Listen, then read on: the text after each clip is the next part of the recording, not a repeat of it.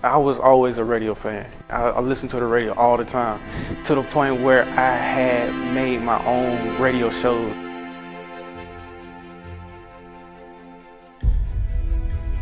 My name is DJ Lil Vegas. I am a 20-year-old DJ. I all started around the age of 3.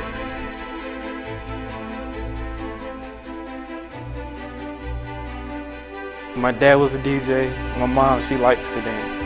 So his music always being played in my house.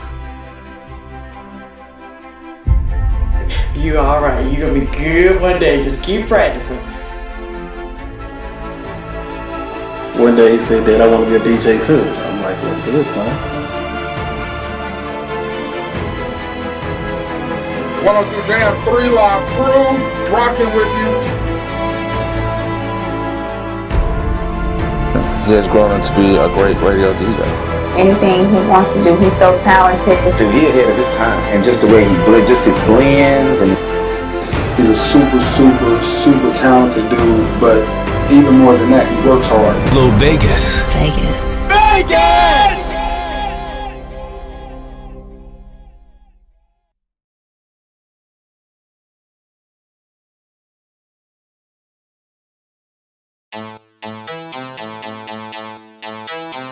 I don't know what's going on in here, but I'm not talented enough to be in the room.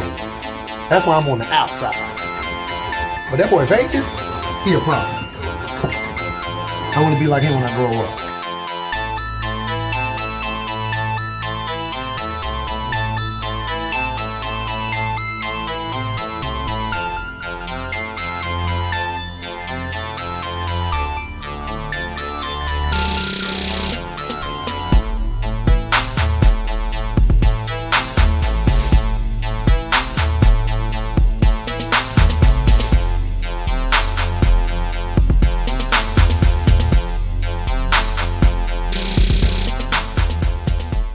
My name is DJ Lil Vegas. I am a 20-year-old DJ. How I get the name DJ Lil Vegas? Well, my dad, like I said, my dad is a DJ. So my dad's name is DJ Vegas Al. Every time I go around with him, they say, hey, what's up, Lil Al, or what's up, Lil Vegas? Before I got the name Lil Vegas, I went through a whole 3 different names.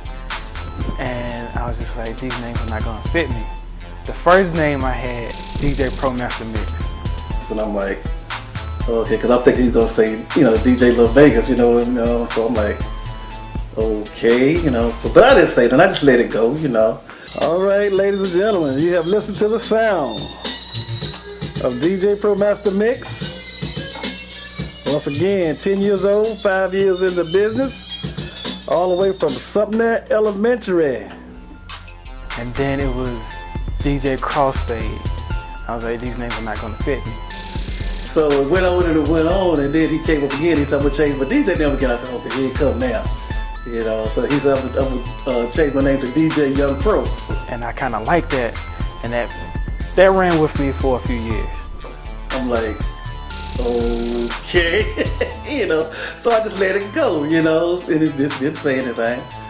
But it was just something clicked and said, I want to follow my dad's footsteps, DJ Lil Vegas.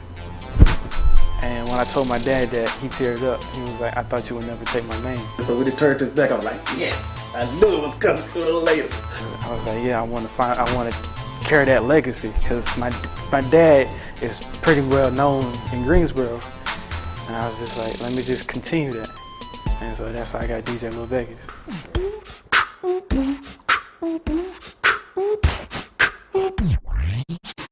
I started hanging out with Flex and Showdown Friday nights at 102 Jams. And every time I would come in, Showdown would crack the mic. DJ Lil Vegas is in here, along with DJ Lil Vegas' hat. So everybody knew me by the hat. The hat? We love the hat. The hat was coined on Hip Hop 102 by Showdown and myself. We started calling him the fedora or the hat, and the hat has become famous. He would go to school. Now he had this particular style. He wore cardigans to school, and he didn't get into the tie, But that fedora just was the look, and that was his move. I was like, where you get that old man's hat from? I've seen Vegas without his fedora one time. And it's when we got on the Fury 325 at Carowinds and the wind blew his hat off. Other than that, he always has it everywhere he goes. I believe it gives him power. Like his logo ought to be some type of fedora. If he ever has a logo, it better have a fedora on it. Like Vegas without a fedora is like,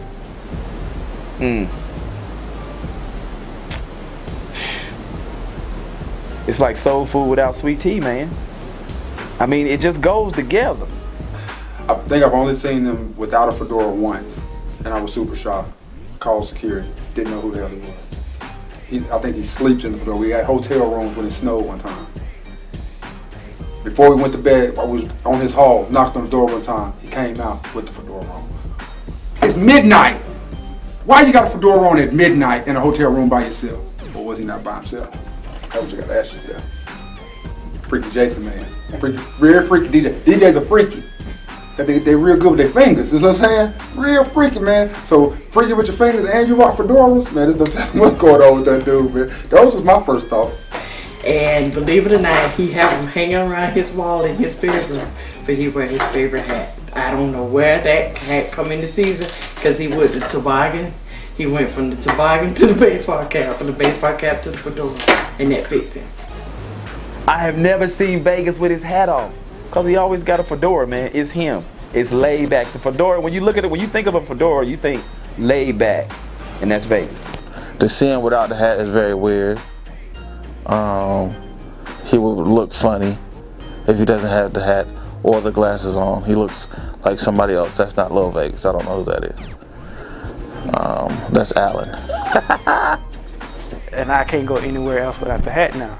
So I said, with the hat, I can't dress the standard style. So I had to switch it up. So I have to start wearing things that could complement the hat. That's why I have a different style now. But my hat has an agent now, so put it like that. I all started around the age of 3. I was 3. My dad was a DJ. My mom, she likes to dance. So his music always being played in my house. Household full of music, all the time. All the time. He was always serious. Even when his friends came over to play with him, they had to play in the back and listen to music. So how I got started DJing was when my dad, one of his turntables in his entertainment system broke down. And I remember this day like it was yesterday because I'm walking outside with him to the trash can because he's getting ready to throw the turntable away. And they were like, you know, Daddy, can I have this turntable? I'm like, yeah, sure, son. So let me cut the ends off. Let me cut the wire, the power plug off, because he would like to put the plug in the socket, and you know, I didn't want him to electrocute himself. He used to record mixtapes in the club while he was DJing. So he played one of his mixtapes and he gave me one of the records he don't even really use anymore.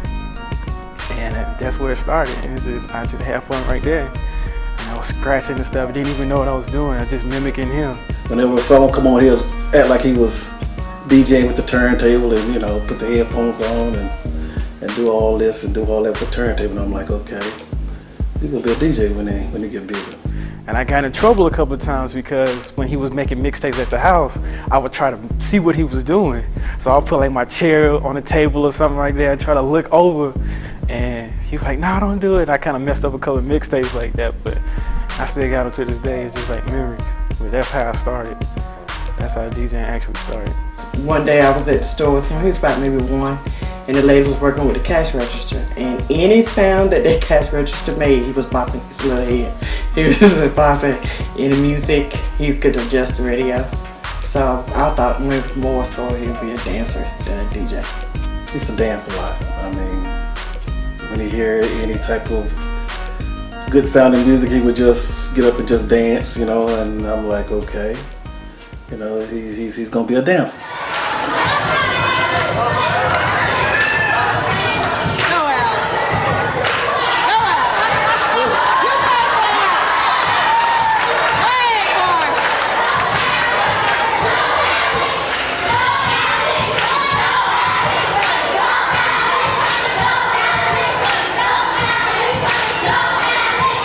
First time I heard him DJ? Yes. The very first time. The very first time I heard him DJ, I said, baby, you doing good. Keep going, baby. You all right. You gonna be good one day. Just keep practicing. But it was interesting. Very interesting. The scratch seemed like somebody get the needle and just shake it across the record. When he first started DJing, you could hear the blends and the scratches and the back spins, and I'm like, son, did you do that? Yeah, daddy. I'm like, man, that sounds good right there. So everything he done, it just impressed me. His daddy had to do something for KBP Event Center, and his daddy forgot something and left at home. And Lil Vegas stayed there, and he kept the music going. So when his daddy got back, they said, we did not realize you were gone because the music kept going. He said, no, there's Junior up there. And from that point on, I was shocked because I didn't realize that he was into it like that and know what song to put on right behind one another.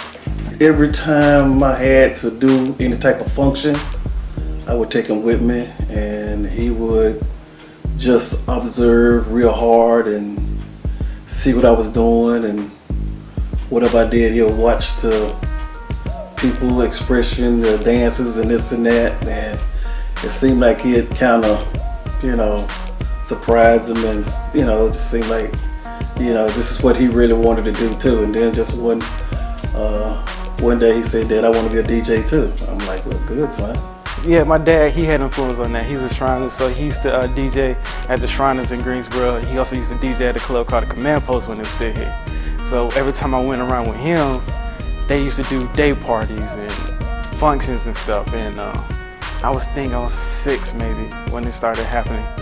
And when it happened, he used to say that he had to go to the car or he had to go to the bathroom or something. And he was like, if the record goes out or the record's about to end, change it for me.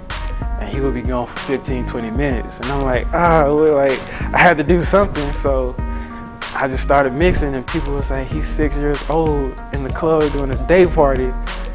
And my dad would be in a lounge or somewhere just chilling at the bar, just watching me, and I didn't even know it.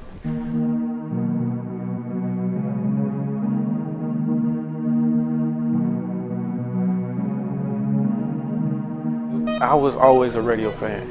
I listened to the radio all the time, to the point where I had made my own radio shows, like 10 years old. I had a CD burner. It was like a 2-track CD burner. And I already set it up, and I would go into my little studio I had at the time and like plan everything out, like make my playlist. I would record commercials from the radio and everything, and I'm listening to DJs from Horace to Storm to J Flex and all the guys on 102 Jams. I'm listening to them. I'm doing like Mix Squad weekends when they DJing the whole weekend, and I would just listen, and I try to mimic them. So I would have the radio playing, and then when it goes to a commercial break, I'll try to play the same way they did. The day that I actually realized that radio was my dream was when I met DJ Polo at my sister's birthday party at her house. And I didn't even know he was coming. I didn't even know she knew DJ Polo. And she was just like, I want you to DJ. I got somebody coming. I just want you to DJ. I was like, okay. So I'm DJing, and I see Polo come in. I'm like, so I'm DJing, he's checking me out. He was like, I want you to come to the station with me next few weeks. I was like, okay. And I went there. That's the first time I met Delight. And this was doing a 20-minute workout at 12 o'clock. And it was the last 5 minutes. And he put on Walk This Way by Run DMC. I remember that. He had on my both turntables. He talked on the air. He said, this is my little homie. He's 10 years old at the time. And Delight was like, let's see what he can do. So I just remember, walk this way, walk this way. And I couldn't even see him. I'm up here like that, trying to bring it back. And people was calling in, was like, yo, he's 6, he's this and that. And I was like, that's what made me realize, like, I want to do this again. I want to do this again.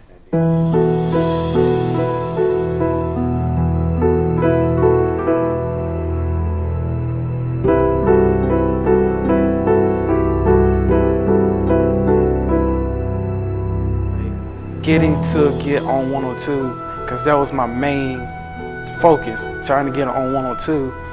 Like, I went through a state of depression almost.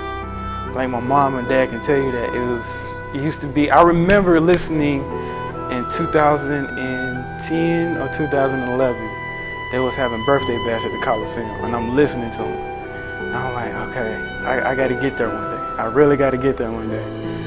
And it was a live broadcast, so around, it was from 10 to 12, so after 12 o'clock, it went back to the station. I was like, who's DJing at the station? Then I heard a DJ that I never heard before that night. I was like, I know these guys. Like, I couldn't be at the station. And that's when it kind of trickled, like, maybe I'm not ready yet. Maybe it's just not my point. And that's when I started getting to a state of depression, because it was like, maybe I'm not fit for the radio. But he really wanted to be able to DJ, be on the radio. And he couldn't understand why he never got the call. And I remember one particular night we were sitting in the back and he was working on a computer making beats and stuff. And he heard, like, I think it's like a mix weekend and the DJs, he like, Mama, I can do that. I can do that. And for some reason, that gut-wrenching, wasn't no crying feeling, but the tears just started rolling down his face. And I'm like, Lord, give me the strength to show this young man that when your time is right, that the good Lord is seasoning you to be where you are. And when you get to where you're going to be, you're going to be on point. So you have to wait for him. And when it's coming, when the good Lord is bringing it to you, it's going to fall in place. And it took a lot, because he cried like a hurt soulful cry. And it took everything, had to be strong. And for me not to break down and cry and just tell him, just hold on, your day is coming. And I'm not thinking at the time, it's my age, like I can't work yet.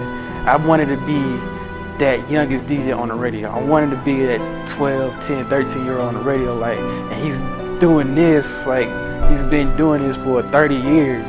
I wanted to be that person. And for a while, I didn't even listen to radio. It was like, I couldn't, because every time I listened to the radio, I started, like, tearing up and crying because I couldn't get there. And when I finally got there, it was just a dream come true.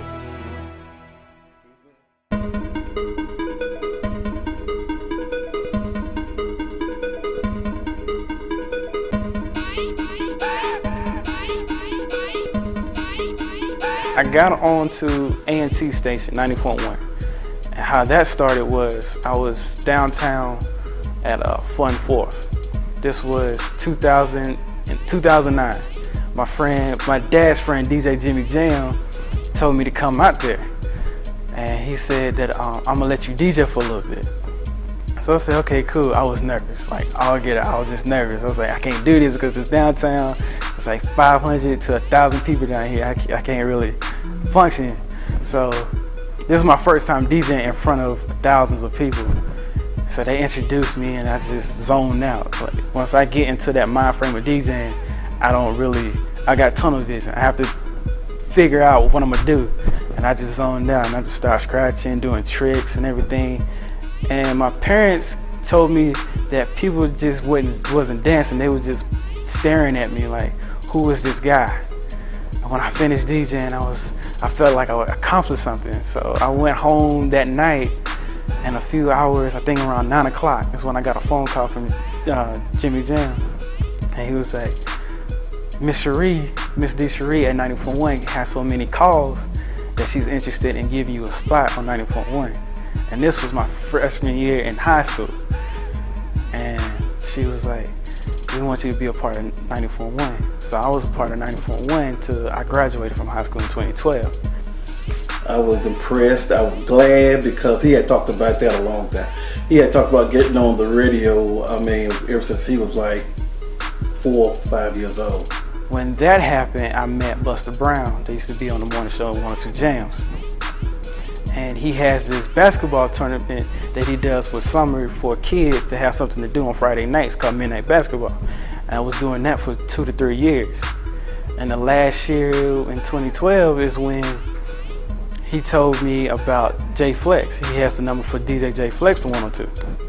He gave me the number and me and Flex started talking, but it kind of was like, it wasn't a connection yet. I met him when he was a youngster, like years ago. I don't remember the age, but I started working with him when he was around 17 or 18. I started working with him and getting him ready for his radio life and life after radio. He used to come up to me and tell me everybody's job he wanted to do when they couldn't do it. And he would say it every day I saw him. It got very irritating. And I always told him his time would come. And so that conversation kind of dissipated a little bit. So I just started focusing on myself, like, okay, I'm still not gonna get on jams because that's not my time yet. And one day I was doing midnight basketball, and Buster Brown came over and was like, Flex, we're trying to get in contact with you. I was like, really? He was like, yeah, go ahead and call him. So the next day I called him and we started talking and everything. He was like, well, let me come by your crib. And he came by my crib and he saw my studio at the time. And we started talking more. I started showing him my skills and he taught me some stuff. And he was like, what do you want to do? I said, I want to be on part of 102. I want to be a part of Mix Squad. At the time, I was like, if I just get on 102 for one time, I'll be fine. That's all I want to do, just say I was on 102 Jams. And he was like, don't say that. I was like, why not? He was like, just don't say that. He said, you don't know what God has planned for you. And at the time, I didn't know what that meant. So I was just like, okay. So a few weeks later, I'm at a rehearsal for a fashion show. And I get a phone call from Flex, but I'm in the middle of a rehearsal, so I couldn't really answer the phone. So after that, after the rehearsal and I'm packing up, I tell my friends, pack this stuff up, pack my equipment up for me. And I never let anybody touch my equipment, not even my parents. Like my parents, when they try to help me unplug stuff, I'm like, don't touch it, just let me do it, because I have to have it where I know where to go get it the next time I'm doing it. I'm a perfectionist. I'm a Virgo. I have to be clean. Everything has to be, I have a little bit of OCD. So I went out to the hall and I talked to Flex. He was like, we're doing a Mix Squad weekend and I want you to be a part of it. I was like, okay, cool, I'm gonna be on there for one time. He was like, no, you're on there for 3 times. Friday night, Saturday night, Sunday morning. I said, oh, and I'm just screaming in the hallway, just like, oh, I made it. Like, what? People are coming out the hallway looking at, what's going on? And I was like, I got on Jams, but people didn't know who I was at the time. And I was like, oh, okay. But my parents didn't know yet. So when I got home, I was like, yo, I'm about to be on 102 in a couple of weeks. I was halfway asleep laying across the bed and he like, ah. I said, what's wrong? Because anytime he screams on high, he's like, they want me on 102. I said, baby, told you, when the good Lord makes it possible for you, everything just falls in place. And he started shaking and he got nervous. I said, see there, that's where hard work, perseverance, and praying and believing in the good Lord will get you where you need to go. And we just started crying because it was so much time and effort we put into that I finally got there. He was just hungry, just wanted to be on the radio that bad. But I told him the time will come and his time has come. From being just a one night a week jock to come on every day with the morning show, and I'm very proud of. And that's why I'm so, like, I feel like I'm blessed in a different way. I'm not done yet. Like, God has another way for me has more in store for me. So that's why that's why my heart is set on music. That's why when people tell me that a career isn't everything, music isn't everything, I take that to heart. Because I'm looking at them like, you don't know what I went through. Like, it was a point where I just gave up on life. Like, music is what I feel like what I was made for.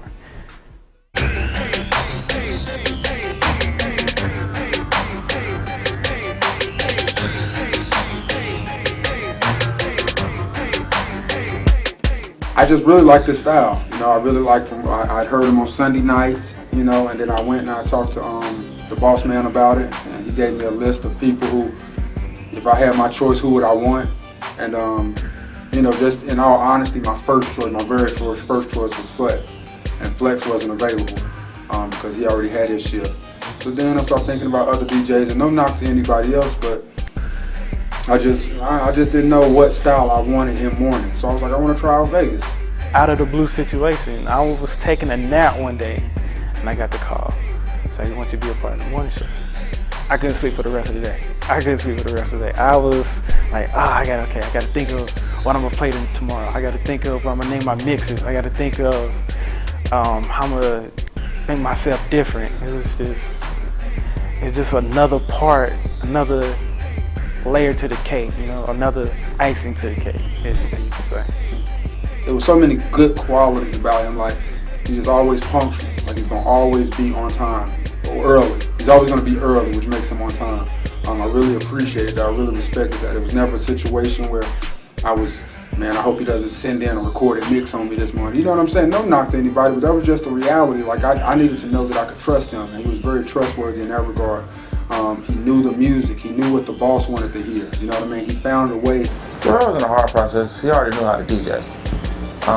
And he had been doing college radio before that for years. So he knew that process, but just getting to here and I guess being able to put together his shows the way he puts them together now, I gave him some pointers on how to put them together, added on to his already skills he has, and he has grown into be a great radio DJ. There were so many times I worked with so many DJs that they can't compromise. You know what I mean? They're like, well, my audience wants to hear this, and it's not about your audience, it's this audience. You know what I'm saying? And he understood that, and he found a way to even take the songs that we've heard a million times today, make the mix fresh. And I appreciated that. And he doesn't say much. You know what I mean? Like, Vegas can be in the room and you not even know he's there. You know what I'm saying? But when he speaks or when he says something, you know, like, you understand where he's coming from. There's no gray area, you know, and all of those qualities just as a young man becoming a man and that type of deal. Like, I just respected all those things about Vegas. And I knew that this was a fresh situation for me running my own morning show.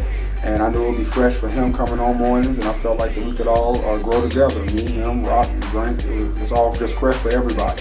So we were all pretty much at the same level, even though I had the most experience as a personality. My first impression of Vegas, I just remember he was very quiet, and I thought he was kind of standoffish. Just kind of walked in, you know, kind of waved at everybody and just started doing his thing. Lil Vegas was a hungry little kid when I first met him. He's very talented at many things other than just DJing. You know, he knows how to rap. He also knows how to do production. He does graphics, he does it all, and he also DJs. I didn't believe he was as good as he was, but he's so quiet. He's so quiet, he's reserved. He's quite introverted if you ask me. I may have him wrong, but he acts introverted. So, you know, that was my first thing. I was like, man, this guy's really quiet. Like, he's an introvert. I just remember being amazed at how old he was. He was super, super young, for real. Like, just being that young and that knowledgeable was super dope. I was like, yo, this dude's been here before. I need to see some ID. You know how you be seeing Pop Warner teams and they got the kid that's bigger than all the other kids? You're like, yo, I need to see some ID. That's how you feel when Vegas gets through DJing. You're like, yo, he was not in first grade in 2001. It's not possible, but it's a fact. I actually heard about Vegas before I physically seen him at WNAA 90.1. Man, it's a monster though. Young, smart, talented. He's never on. He don't get tired, I guess you could say, like Kevin Gates. Oh, that was whack. But Vegas is definitely one of a kind. You know, I'll rock with him. I'm hoping he blows so that I can tag along with him. Oh. Now, when I first heard him DJ, all of that introverted stuff went out the door. Cause, dude, he ahead of his time. You know what I'm saying? Just the way he blends, just his blends and the things he blends. Just for instance, like this morning, I heard him blend 3 songs, 1 track. At the same time, he was blending 3 songs. Awesome.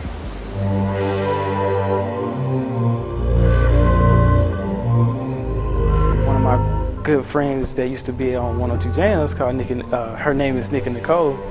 She travels, she does radio, she does Atlanta stations, and she picked up a new station in New York, Albany, New York, Hot 99.1. New York.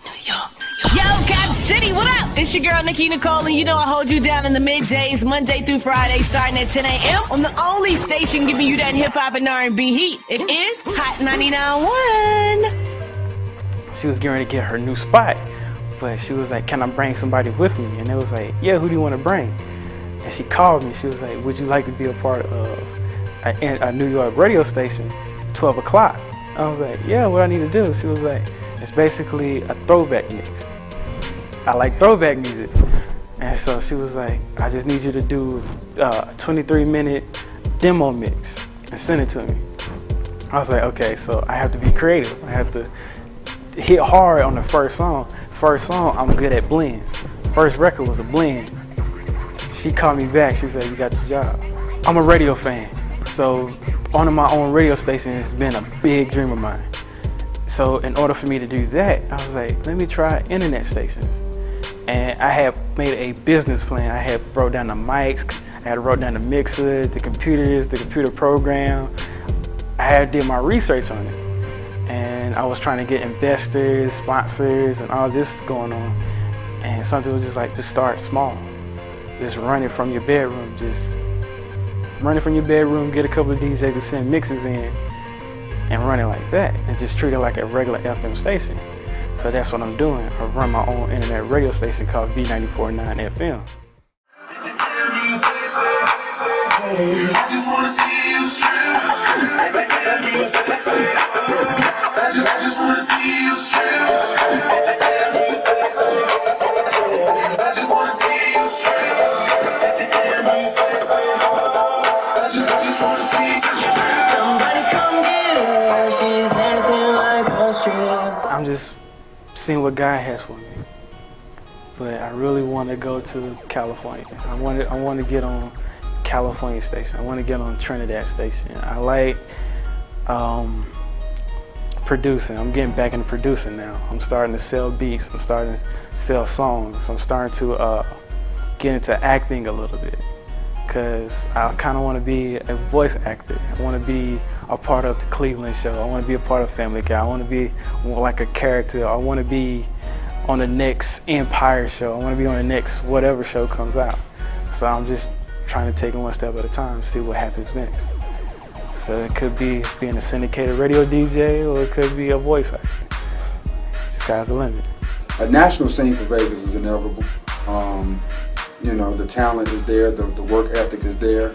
You know, the same way we're familiar with the top DJs at this time. You know, you're familiar with your DJ Envies and your Funk Flexes and that type deal. Like, he can do that, but the trick to doing that is leaving here. Like, everybody knows that. You know, there are a lot of talented guys that he's familiar with, that he works with, and some that he doesn't work with, but that if they ever would have gotten out of the 336 area code, they too could have been on a national scene. You know what I'm saying? And that's going to be the biggest thing for Vegas when he gets the opportunity to go national. And he's doing things where he's in different markets and building his brand, which is dope. It takes 10 years to be an overnight success, a lot of people say. You know what I mean? So with his grind and with his work ethic and with his talent, man, like, since I really mean the sky's the limit for Vegas. I know Vegas wants to be a traveling DJ, and I really have a lot of faith in him. I think he can do anything he wants to do. He's so talented. He's dedicated to his craft. He's driven.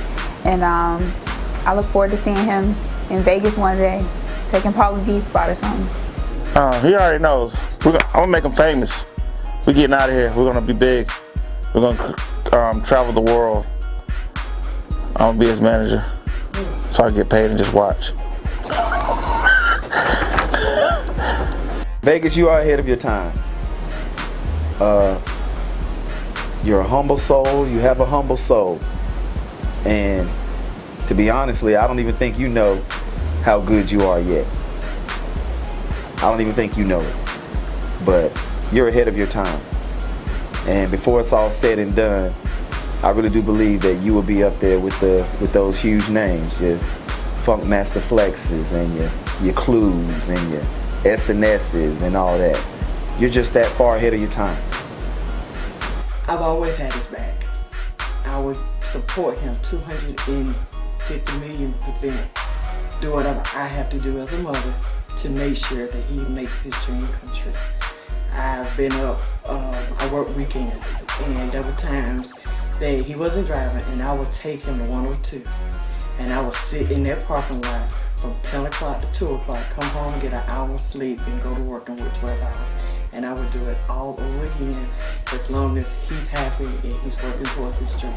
I got his back. Just don't let anybody discourage you. Whatever people gonna talk about you. I had people talk about me. I had school teachers talk about me. I had school teachers hate. They gave me bad grades because I was always in class talking about music, or I'm always drawing turntables or something.